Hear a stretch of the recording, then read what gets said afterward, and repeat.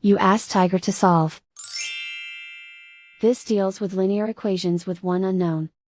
The final result is x equals 14 over 3. Let's solve it step by step. Simplify the expression.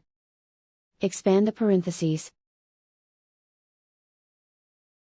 Simplify the arithmetic. Expand the parentheses.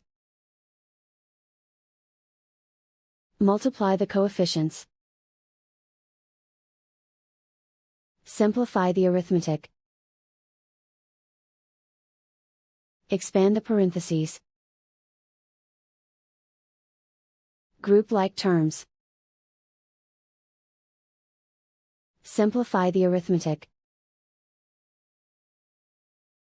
Group all constants on the right side of the equation. Add 14 to both sides. Simplify the arithmetic.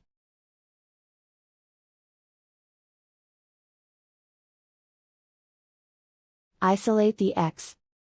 Divide both sides by 3. Simplify the fraction. And so the final result is x equals 14 over 3.